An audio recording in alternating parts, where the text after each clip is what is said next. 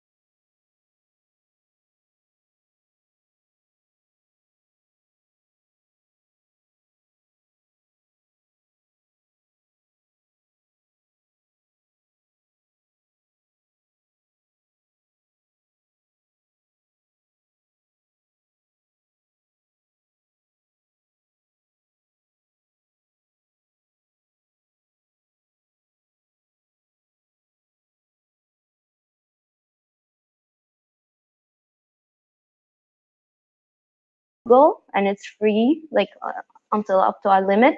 So once you open and connect, which I was going to show, you are connecting, like you're running on Google servers, like for that moment. And then you can save that notebook to your own drive if you have a Gmail, or you can just close everything and as if you did nothing. So that's one nice thing about it, that you don't need to install all these like stuff. You install Anaconda and install the Jupyter Lab or whatever. Yeah. Okay, it's working, I believe. So, okay. onwards and upwards.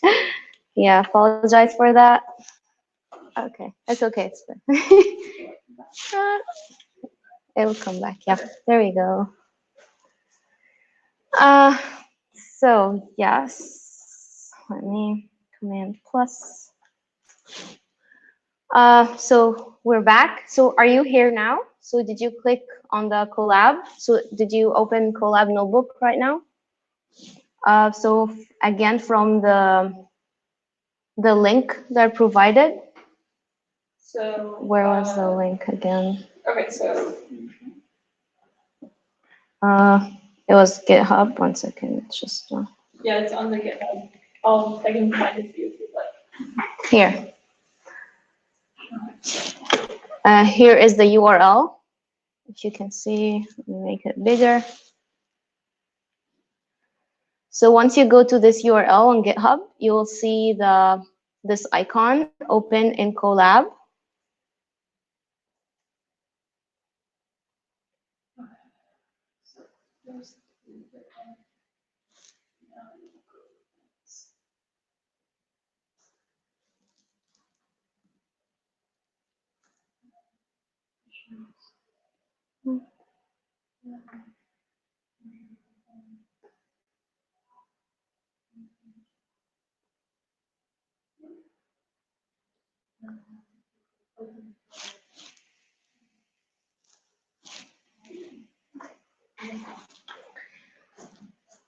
Okay, so once you open, you just make sure you connect to the kernel. So that's one thing about Colab that's really nice. You don't need to install anything. You just work on Google servers. So you just need to connect. And if you do connect, it automatically connects to a Python 3 kernel.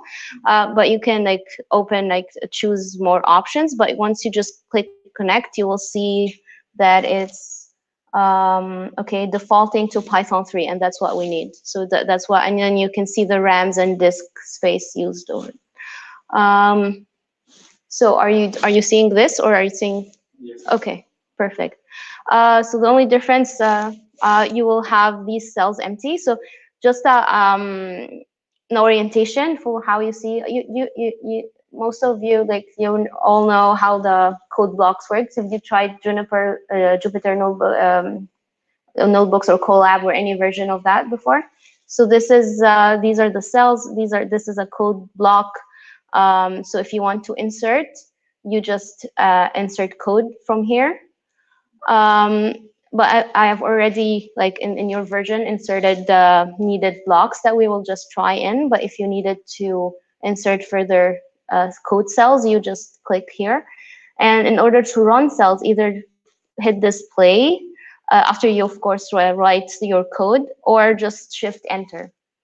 So for the first, before we get started, like Python in general, like it's a very common language right now because of its general purpose. It's useful in multiple things. It integrates with multiple things, and especially it's now becoming very powerful in data science. So in our realm, we usually use Python and R, and that's why I put these links that will help you like decide if you. But usually, eventually, you would need to learn both. R is more statistical, focus, so it's more for statisticians or like anything stat heavy. Sometimes you would want to integrate with other stuff or like do more application, and you would need to go or have different kind of visualizations or play around with doing web development or something. So you would need to go to Python. So that's the strength of Python. It's like a general purpose language, while R is more specific for data science and like specifically statistics. And yeah, that's it. So just getting started, like Python already, it's made to be readable, like easily readable, so and interpreted. So basically, so starting with the basic stuff, if you just need to do simple math, like here 2 plus 2, let me just zoom in. Like 2 plus 2. So if you write with me 2 plus 2, and then you run that by, okay, for the first time, it will just show this warning because you're not like. This is your first time like running it, and then right away the output would appear here as 4 because Python already knows like the math. And a lot of stuff like is already built in.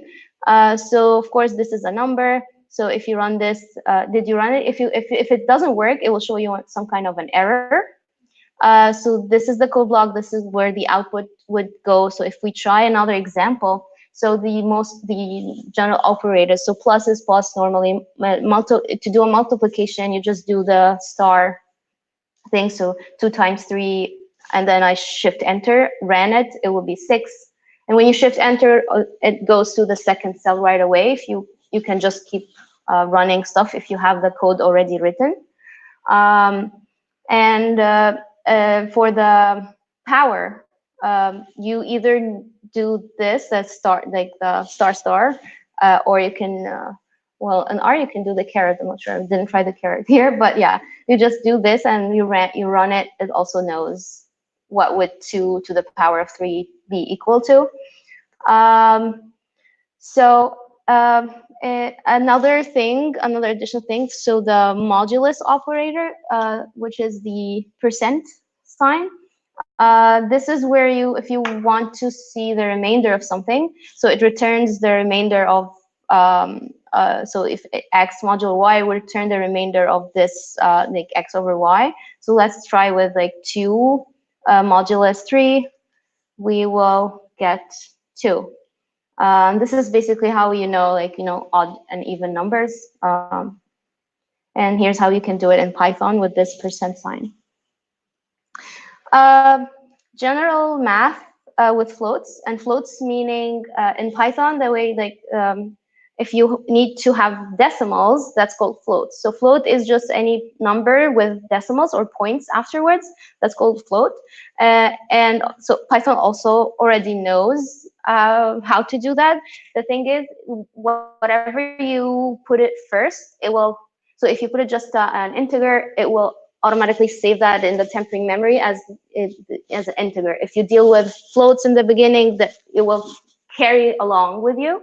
So here as well, if you did this, the answer should be also a float. So it'll be 6.0 instead of just 6 like in the previous examples. Another thing, just another example. Yeah. And so moving on to variables. What time is it? One, of course, powerful thing is you can save stuff into variables so that, like, okay, I'm not just dealing with easy numbers. I need something larger. I need to put strings with numbers. Strings meaning just a block of characters or word, like something that. So I need to mix anything with anything, and I need to save that into something. So that's called a variable. So to assign a variable, you just use the equal sign, don't care so much about spaces. Like here, it's okay. The most important thing in Python you need to care about is the indentation. So if you start in the beginning of the line, that's if you said you know R, right? Like if you know R, like you have to start a code block by the curly brackets. No, here's just by indentation. So you need to be careful of your spacing. So but that's later on. Just for saving variables, we don't need to care about that. You either have space, no space. That's not really important in some ways, but yeah. For now, it's just that. So if I want to say that my year that I need to do some kind of analysis is 2019, and the name is Heidi. So if the number, you don't need to do anything. You just type the number. But if you want to save words or strings, that's called strings, you need to put it in quotation, either single or double quotations. Double quotations is preferred in case you have like apostrophe in the middle of your stuff and then it gets confused. Is the apostrophe the end of your string or is it the other? So it's better like if you're using double quotes, but it will, if there's no apostrophes, it will just treat it the same. So yeah, if we run this, nothing actually will happen. But if nothing happens, that's good because it's like no errors. So it means that it's these variables were saved in the temporary memory. And then we can, if we just, so this is the now we start to introduce like some the commands or functions. So if I want to print the year and print the name, I will just type print and put my variable inside the brackets and print the name as well. So if I just run this, it will give me, oh, okay, you mean 2019 and you mean Heidi, because these is what's in those variables. And print is the function like just for printing stuff, like or showing it on the screen. It doesn't do anything. It's just like puts out whatever you gave it. So if you print anything else other than a variable, if you print 5, it will print 5, like because there's nothing. Yeah, there we go. So here, okay, let me change this. Oh yeah, it doesn't change the variable. So what if there's another function here like type? So what if I printed the type of name? And note the brackets here. So you need to make sure that the brackets you're closing, like the syntax that you're using, because that could be a cause of error. So the first brackets are just for the print command, and then the type, it has another brackets inside. So now what I'm saying is just like, please print me the type of name. What kind of a thing is the name, which is saved in the temporary variable. So it will tell me if I print this, it will tell me that this is a class string. Whatever is inside that variable is a string. So this way, if you're confused about what's in your variables, you want to explore, you can do that. So print the type of, so if you also inside the brackets, like we said before, you didn't put a variable, you put 2.0, so it will tell you that this is a class float. If you just put it 2, it will tell you that this is an integer. Or same thing with the year, because we saved it as a variable, it will tell you this is an integer. Int is short for integer, because it doesn't have decimals. Okay. So yeah, if you're not, for any function or for any command, if you're not sure what does that do or what arguments it takes, you can simply just help and then write the command name or the function name, and then it will tell you, oh, this does, based of course on the documentation, this prints the value. You can just give it this argument, or you can say like give it more arguments, and it just explains what this command does. Any questions so far? All good? Okay. It's pretty straightforward until now. So another type, another thing that we need to be aware of is the lists. So you can save just one thing as a variable, but sometimes there's no point of saving like 2019 as a variable. Like it's a simple thing. Most of the time you need to save more complex stuff, and sometimes that's a list of something. So if it's a list of something, usually that's indicated in the square brackets. So for instance, here I want to say, I want to do our list of fruits. And so I just write fruits equal, and then I open my square brackets, and then put since the fruit names are strings, so I need to put them in quotations, and then separate those by comma. So when I say here apple, so that's one item, and then the comma indicates, okay, now I'm going to another item. So now I'm saving orange. Orange is also a string, so I put the quotations, and then mango. So now I'm saving the only 3 fruits for now. And then I tell it, okay, print fruits and print the type of fruits. So print me those variables and print me the type of that thing that I'm saving. So again, print fruits just prints out the variables because it's a list, it returns a list, just like before. And the type of fruits is a list. So Python also knows, because you indicated in the square bracket, so it will tell you this is a list that you're saving in the variable. Is it going okay so far? Okay. I saved both versions, like with the code and without the code, if you want, and then if you want to copy, which is not recommended. It's always recommended to type, but since we're running late, I'm just opening this version. Next is, so for instance, so before in this list we had only strings. What if, does it allow me to include also numbers and floats or integers and floats? So yes. So this is an example. If I want to put miscellaneous stuff, so I just like write my variable. One thing to note about like saving variables, just try your best not to save the variable name, not to be a common function. So like don't write print equals what, because that would confuse Python a lot. That's not like good practice. So and another tip, try to make it as relevant as possible to the thing that's saved inside, because later on you wouldn't just like naming a file in your in your folder. Oh, what was that? And you need to open the file each time to say, oh, that was like my notes and like whatever. So that the more relevant you name the variable, the easier you will be, and other people also would interpret your code, because the purpose is just to share your information. So if you write something, try to make it readable, because that's the whole purpose of Python, so that other people can use your code easily. So here I'm saving just miscellaneous. I'm calling it misc equals, and then I'm typing numbers, a string, and a float. So when I run this, it will just print. I ran print, so it will just print me as is.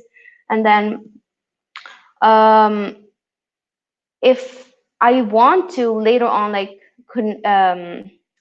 put the list together. So let's see, if I want to like say, okay, I want fruits plus fruits.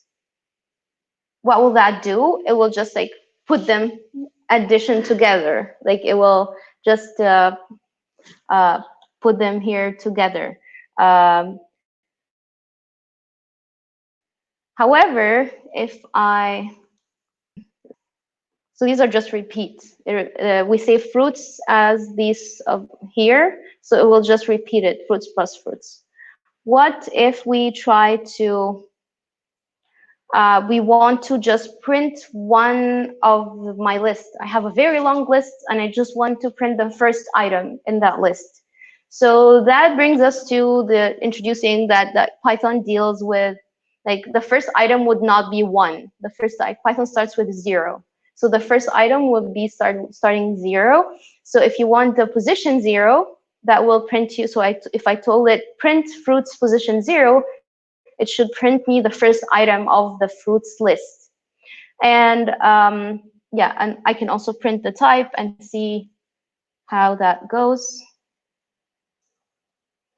So see, when I put 0, it prints me only the first one, which is apple.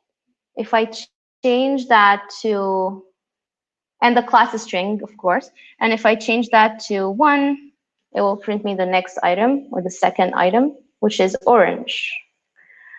Okay.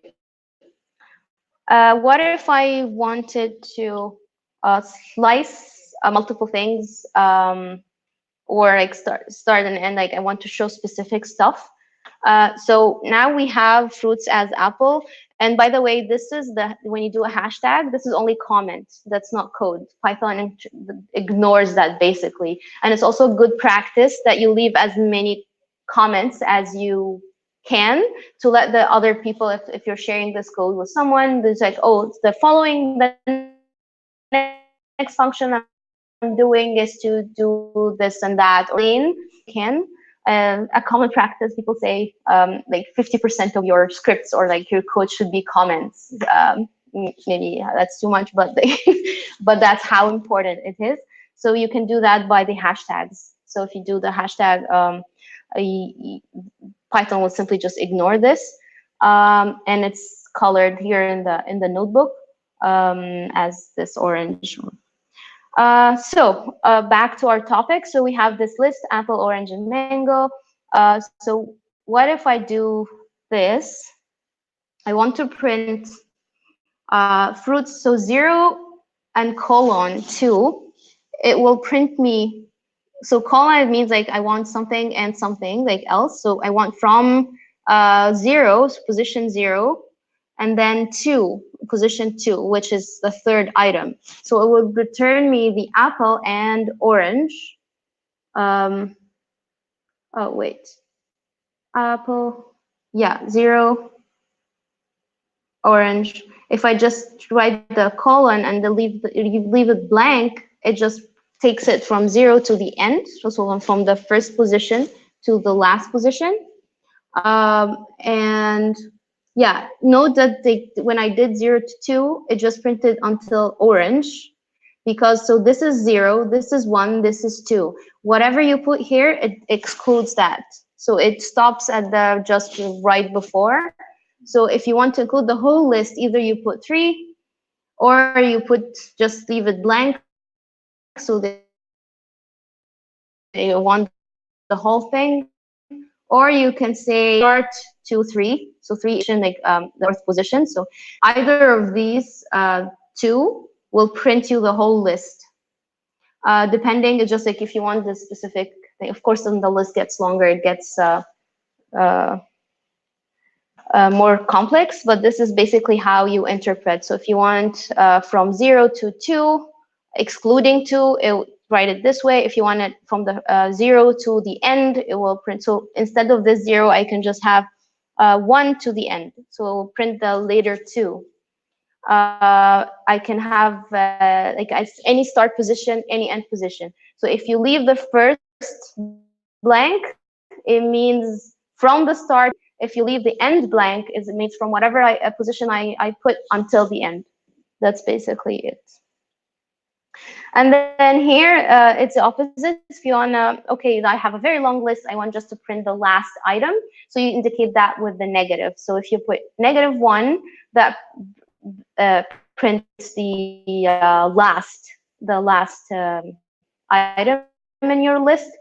And if you do -2, and so on, like from the opposite direction.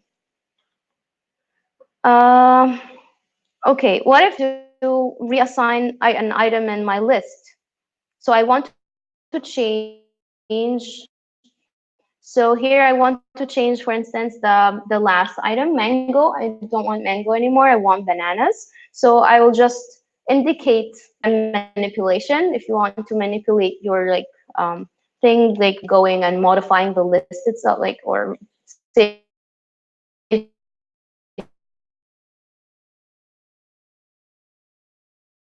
a new list, you just do fruits and you open square bracket, say position 2. I want that to be reassigned by its equal sign. Doing that will reassign in this position instead there, and it will save the new item that you give it, which is the banana.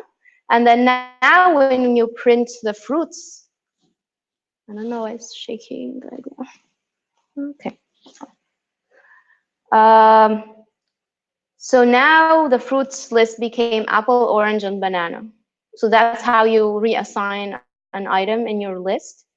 What if you want to slice an index, meaning, oh yeah, so this is a full string. So I have here, I'm saving a new variable. I have a very long or like short, my string, and I name that like this is a string, and then I want to return from the first from this position, from the 1 position until the end. What it will do is just like count the characters in this case. So when I print that, it will show me from position. So in this case, since I only have one thing, one string, it will count the characters. So 0 would be the T, 1 would be the H.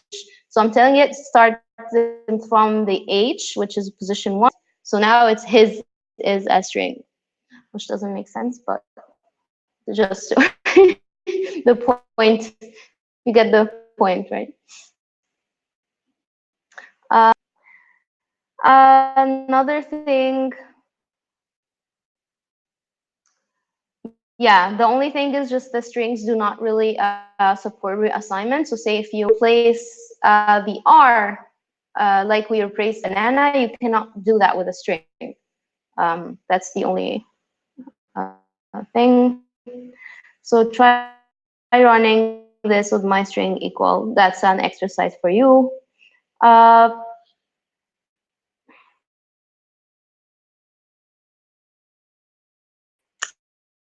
The next item is dictionaries. How much left? 10 minutes? Yeah, going down, sorry. Oh, there we go. So another thing, so now we learned variables, we learned lists.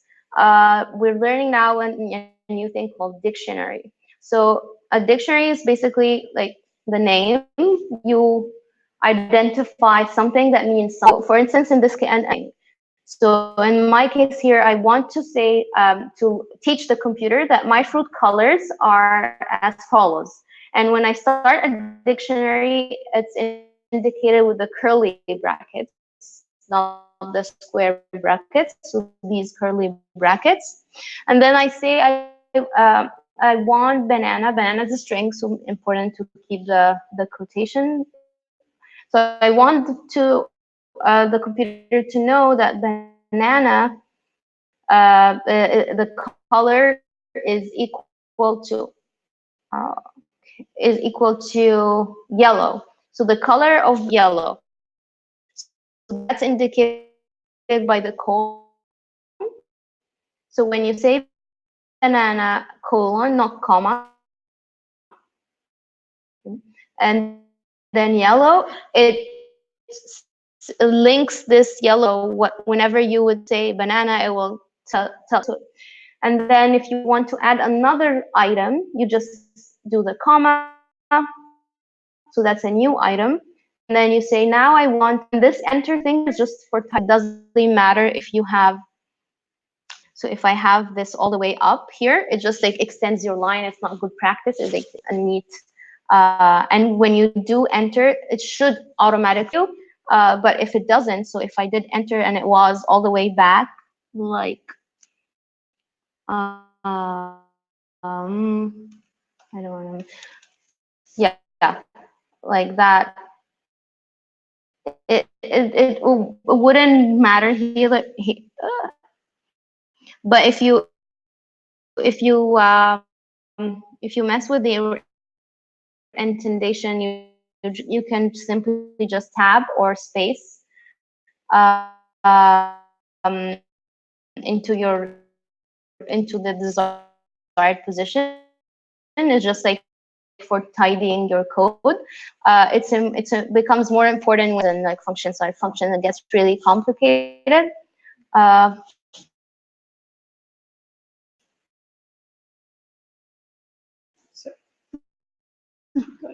Yeah. So to save this dictionary, I'll just run this.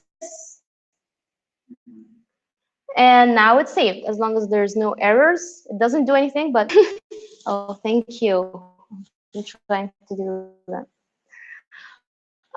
So now there's no errors, so it's good. Oh, wow, that's so bright.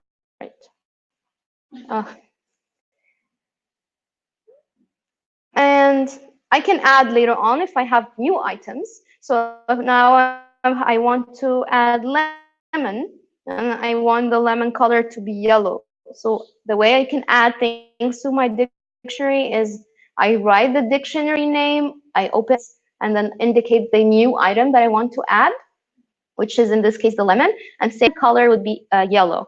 So then print my whole dictionary. Oh, sorry, I skipped the line. Yeah, print fruit. If you print fruit color banana, if you specify a specific item, it will just print the color of this item, so the equivalent. So in this case, it will tell me yellow.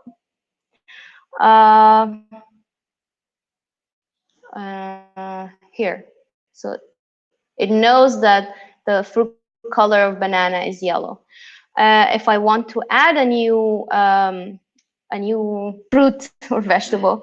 I just add it and then print fruit colors. Now I have lemon as yellow. Okay, moving on. So now things are getting a bit more complex. So if statements, I'm sure you're familiar with this. So if statements are simply your conditioning, like if you find this, do that, and you can put as many conditions as you want. So for instance, I can check the is 2 bigger than 1. So for these simple stuff, it should tell me yes, tell me true.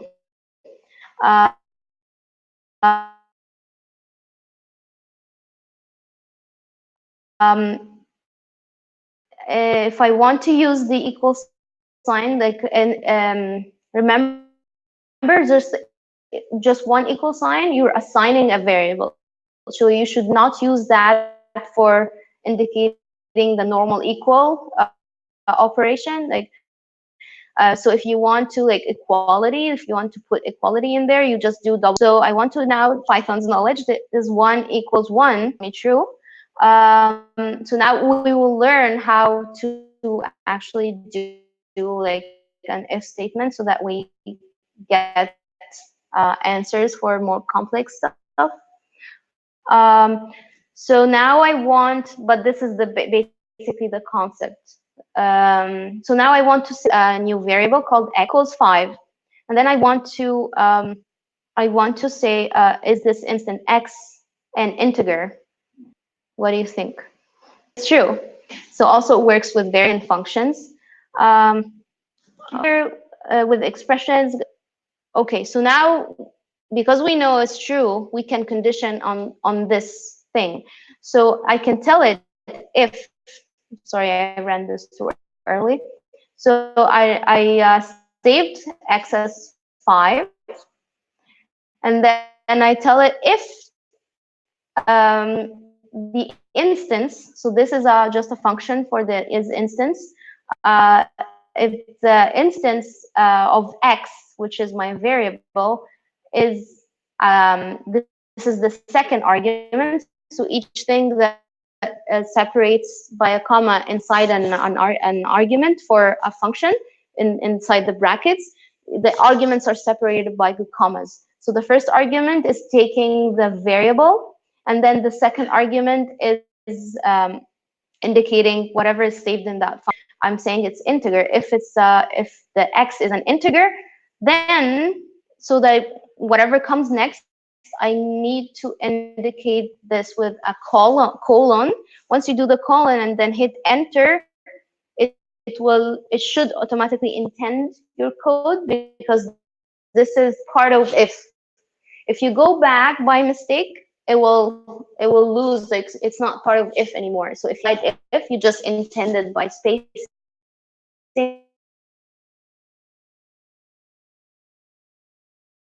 or tabbing. So I'll just do that. And now, so, and the colon is one common mistake that people leave out. You need to have this colon here. And then, so if my instance, if x is an integer, print the value of x, and then print the string is an integer. And this, it told, because it was true, because x was equal 5, and 5 is an integer, so it printed exactly what I told it. X, which in this case is 5, is an integer. Okay, so what if it's not an integer? Like, what would happen? So in this case, if I changed 5 to, yeah, 5.0, because I did not tell it what to do with floats or whatever else, it will not be able to tell me this. Okay, should be an error. Yeah, it do anything. Yeah, it simply won't do anything. Doesn't know what to deal with that type of thing. And when I go back to, so what if I want to for it to do something when it's not an integer? So this is called the else. So you just add, so if an else, so if in my first case, if the x was a string, in this case, I print the x is a string. What if it's not a string? I will print is not a string. So let's try this.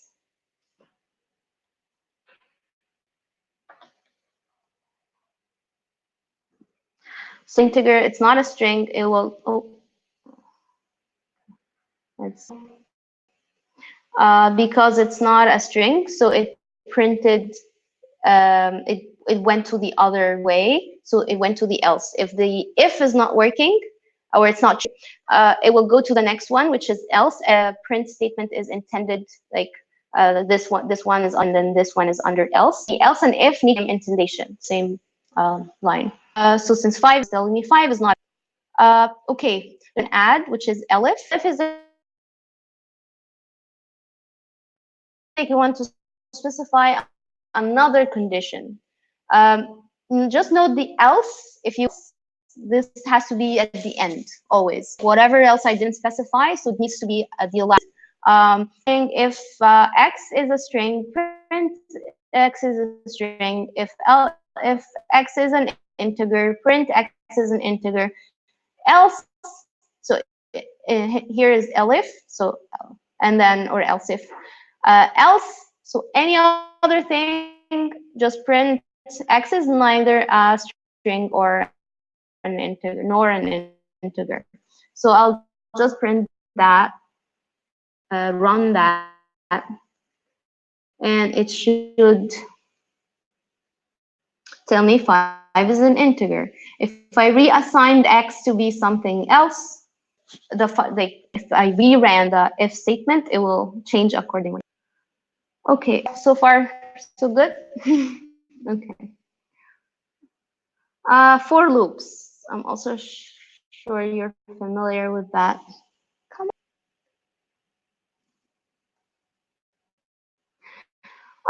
For loops, so this brings us to a slightly complicated concept, is looping or something. Most of the times you need to loop through something. If you have a big data file and you need for each line, I want to do something, multiply this by that, whatever, and I need to repeat this across different multiple files or multiple variables or whatever. So if I need to repeat the same thing over and over and over, so it's bad. So let the computer do it. So this is done mostly by for loops. So how do we do that? So for instance, I have here the list of numbers. So I'm saying nums equal a list, and then 1, 2, 3, 4. And then actually, so I want to, this is just checking, we didn't start the for loop. So if I want to check the even or odd, remember the modulus? So I will just print the num position 0 and position 1, and tell me if they, so this will simply 1 and 0, so 1 being that this is number, 0 being this is an even number. Okay, so I need to, if I need to do this across the whole list, not just the first, I need to do a for loop.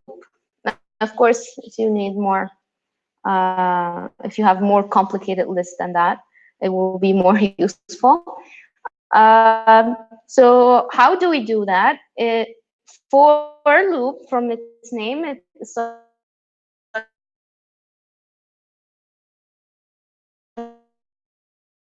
with 4. So you say 4, and then the number. So these can be actually anything. So this can be if the people use like for I in whatever, or for anything in anything. It doesn't really matter as long as you're consistent with what follows.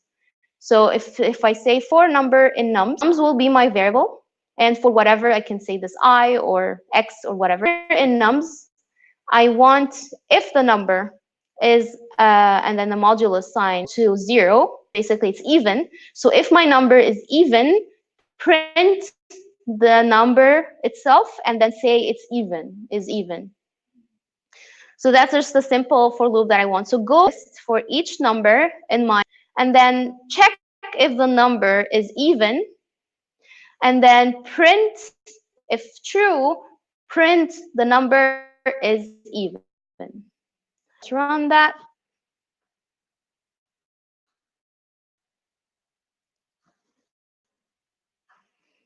And then it will go through all of the lists, and then it returns, oh, number 2 is even and number 4 is even.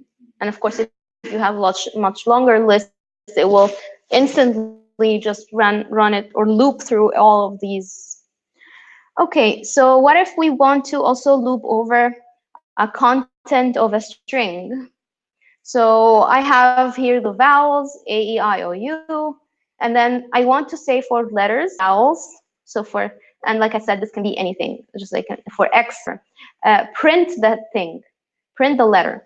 So, and notice also, just make sure the indentation and the colon is also necessary. You need for and colon, and when you do the colon enter, it should automatically indent. It depends on your text editor, but in most cases, should. Each letter alone because it's going through it, looping through it. So I'm printing each position alone. Clear? Any questions? Yeah. I got confused. I thought all the vowels, since it's a for loop, Yeah. which is an A, goes back and Exactly. Yeah, now we get it. Okay. So functions. Functions allow us to generalize operations, like the already say functions that we've been using, like print. So if I want to, so here, I'm assigning x equals 5, y equals, and then I want to print the power of x, and then add that to the power of y. So you see here, I had to like write all this down. So I can simply just create a function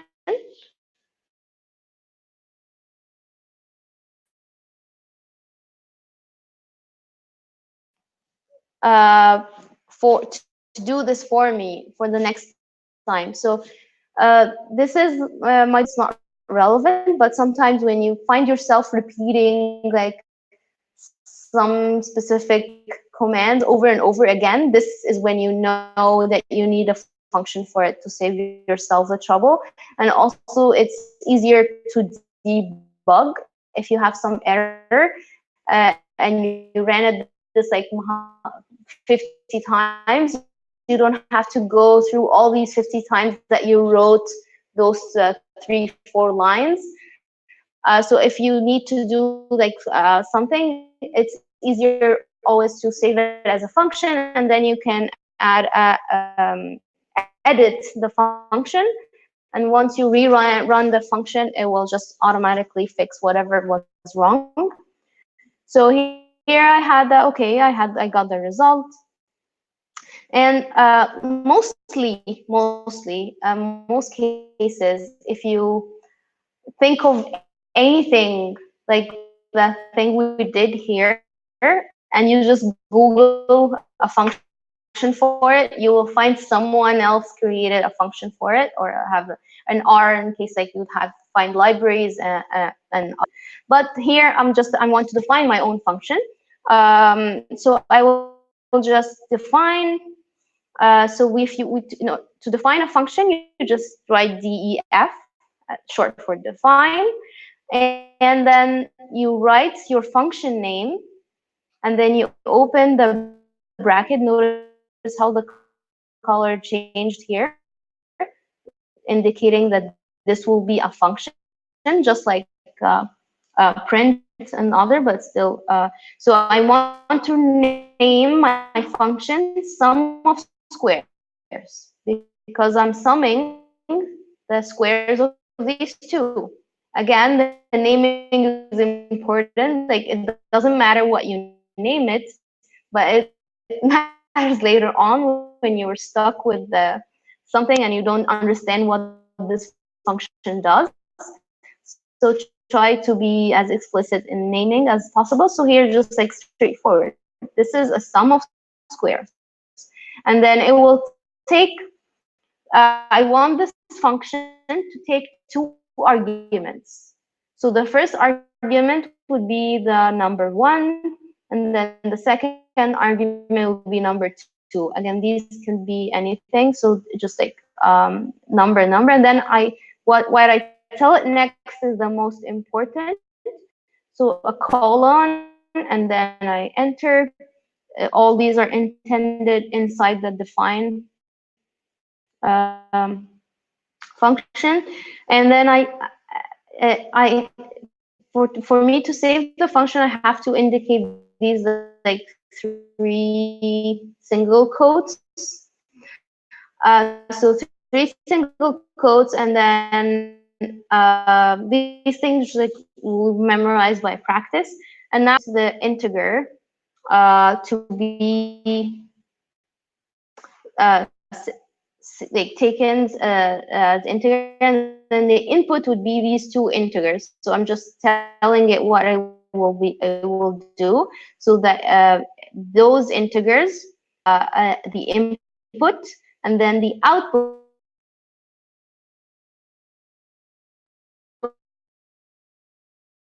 I want it to be the sum of squares for the 2 numbers. So these here, when we did the hashtag, so instead of here, if you want to leave the comments, you just put this in the 3 quotes instead. And then you start writing the actual function. This is just like the common practice.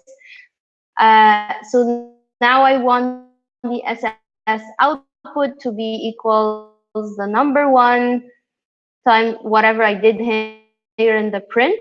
I just do it here, but instead of naming them X and Y, I just named them num1, num2, and then and saved it as a variable. And then I want it to return. So a nice function, instead of print, return always like ends function. So whatever you want to do. So I want to return this. So it's like instead of print, return the SS out variable. So if I did this and nothing happens, which is good. So this explains the, okay. And now I want the output to be, so now I have the function supposedly. Now I want sum of squares X and Y, and then print. And then when you call the function, for instance, to print of 5, so now I'm giving it the arguments that it needs. So I'm here, first I'm giving it just X and Y. Remember X and Y, I saved them here.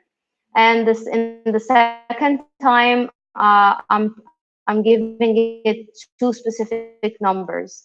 So the first time, because it will look in my memory, is X and Y saved as something. So yes, I saved X as 5 and Y as 7. And then so it operated this function here. So okay, I'm saving this variable as sum of squares, and then I'm this variable. So it the same result as before. You can also, instead of like Y, which is a saved variable in your memory, you can give thing. So I want to not X and 1 squared and 42. So it will take these and run on it. So remember, just remember, because I defined the function that it takes 2 arguments. So I said here num1, num2, or x and y, or whatever. Because it takes 2 arguments. So whatever you do, either you do it this way or that way, you need to indicate 2 arguments. I want x and y. In this case, I want 50 and 50. So it can work